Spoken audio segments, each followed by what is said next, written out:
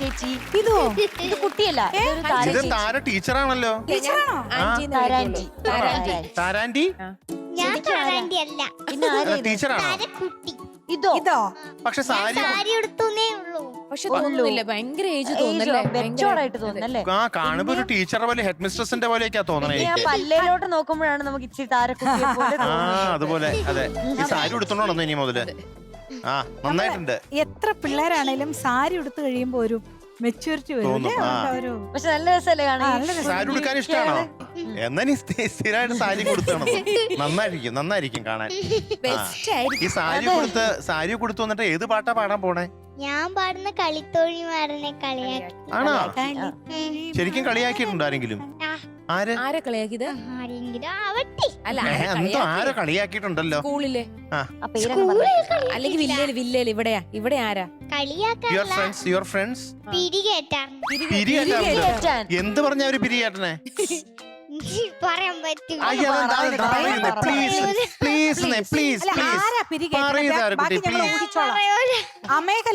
അല്ലല്ല, ആര്യം കുട്ടനായിട്ടാണ് പ്രശ്നം അല്ലേ? അമേഘായിട്ടാണോ? ഞാൻ പറഞ്ഞില്ലേ അമേഘല്ലേന്ന്, ഞാൻ ചോദിച്ചില്ലേ? അമേഘാണല്ലോ എല്ലായിടത്തും പ്രശ്നം. പറയൂല, ഇത് ടെലികാസ്റ്റ് ചെയ്തില്ല, നമ്മള് മാത്രമേ അറിയത്തുള്ളൂ കേട്ടോ. കട്ട് ചെയ്യണേ ഇത്. ഇങ്ങനെ ഉണ്ടായിരുന്നു. ആണോ? അയ്യോ, കട്ട് ചെയ്യാൻ മറന്നു. ഇപ്പൊ എന്നെ പറ്റിക്കാൻ നോക്കണ്ടെന്ന്. എന്താ പ്രശ്നം? എന്താ ചെയ്യണം അമ്മേക്ക്? അടിച്ച് ശരിയാക്കും. അയ്യോ, ഇല്ലെന്ന്. അത്രയ്ക്ക് പ്രശ്നമാണോ? ഊരനാണോ അവൻ? അങ്ങ് പറ. ഞാൻ ഇങ്ങനെ നിൽക്കും, ഇങ്ങനെ നിന്നിട്ട് എന്നെ വിടത്തില്ല. അപ്പൊ ഞാൻ ഓരോന്ന് അടി കൊടുക്കും. പിന്നെ പറയും നീ കൊറേ അടിച്ചില്ലേ, ഞാൻ മിണ്ടേം ചെയ്യില്ല പറഞ്ഞ് എന്നെ കരയിപ്പിക്കാൻ നോക്കും. പിന്നെ ഞാൻ ചൊടിച്ച് ലാസ്റ്റ് ഒരു വകയാവും. ലാസ്റ്റ് ഞാൻ കാര്യം. പക്ഷെ അവര് മുകളിൽ ഞാൻ താഴെന്നത് കൊണ്ട് ഞാൻ കുറച്ച് പെട്ടിട്ടുണ്ട്. ഈ കഴിഞ്ഞ 2 സീസണായിട്ട് പ്രശ്നക്കാരാണ്. കഴിഞ്ഞ സീസണിൽ ഇജോ കുട്ടൻ ഇപ്പൊ വിളിക്കാറില്ലേ? ഇജോ കുട്ടനെ വിളിച്ചിരുന്നു. എന്ത് പറഞ്ഞു പറയുമ്പോ നാണം. അല്ല, ഇജോ കുട്ടൻ വിളിച്ചിട്ട് എന്താ പറഞ്ഞെന്ന് പറഞ്ഞില്ല, നാണം മാത്രമേ കണ്ടുള്ളൂ. അതെന്താ ഇങ്ങനെ നാണം വരണേ? പറഞ്ഞാലും ഞാനൊരു ഭാഗ്യാവും. ഇജോക്കുട്ടൻ തമ്മിൽ ഒരു ഇതുണ്ടാവൂല. അയ്യോ, ആണോ? അയ്യോ, എന്നാ വേണ്ട. ഞാനൊരു കാര്യം പറയട്ടെ. അമ്മേക്കിന്റെ ക്രൂരകൃത്യങ്ങൾ അവസാനിപ്പിക്കണം. ഇജോക്കുട്ടനൊരു മോളുണ്ട്. മോളോ? അനിയത്തി.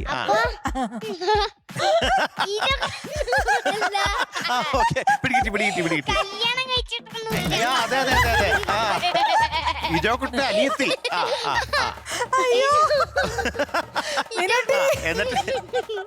ഇജോക്കുട്ടന്റെ അനിയത്തി ചെവി പിടിച്ച് അവനെ നുള്ളി ലാസ്റ്റ് അവന്റെ ചെവി തന്നെ പോയ. പിന്നെ എന്നിട്ട് അവളാണെങ്കിൽ അവന്റെ മേക്കോട്ട് വീണ് അടിച്ചടിച്ച് അവനാകെ അവിടെ മറ്റേ ചമ്മന്തി പോലെ ആയി.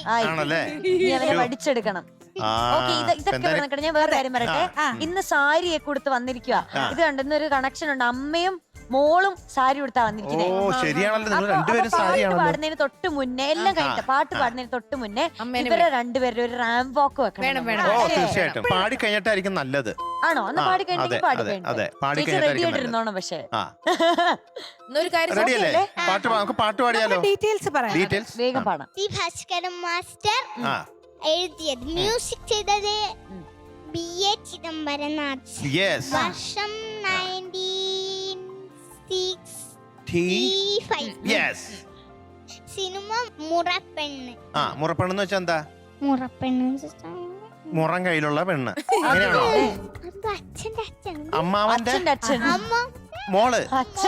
എനിക്ക് അമ്മായിയുടെ അമ്മാവന്റെ മോള്. ഓക്കെ. പിന്നെ എന്നിട്ട്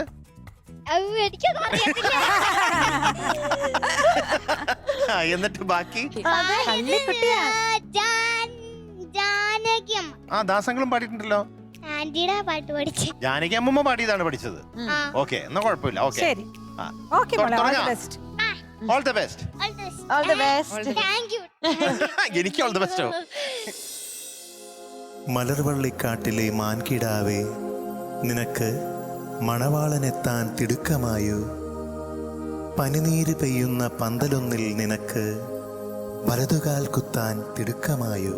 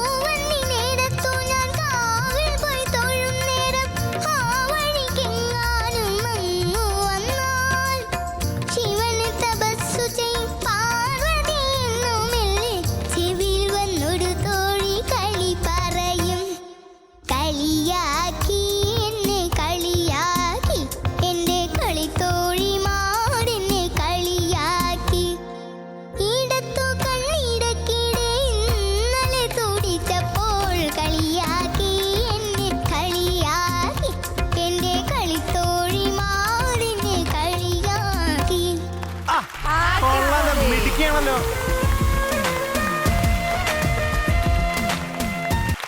Nice, nice, nice. Very good, very good, very good. അയ്യോ പക്ഷെ ഭയങ്കര ക്യൂട്ട് ഒരു റാംബോ താരക്കുട്ടി, ആ റാംബോ ഒക്കെ എന്ത് രസമായിരുന്നു കാണാൻ. അടിപൊളിയായി. അതെ സുന്ദരി. ആ എന്ത് രസമായിരുന്നു അമ്മയും മോളും കൂടി നടക്കണ കാണാനായിട്ട്. അപ്പൊ മാർക്ക് പറയാം അല്ലേ? അപ്പൊ ഇന്ന് താരക്കുട്ടിക്ക് കിട്ടുന്ന മാർക്ക് ചെറിയ ചെറിയ പ്രശ്നങ്ങളൊക്കെ ഉണ്ടായല്ലോ, അതൊക്കെ കണക്കിലാക്കിക്കൊണ്ട് മധുവങ്കളും ബിന്നി ആന്റിയും റിമി ചേച്ചിയും ഒക്കെ തരുന്ന മാർക്ക് 99 out of 100. ആദ്യം ഒരു 5 അമ്മ പൂക്കുറ്റി.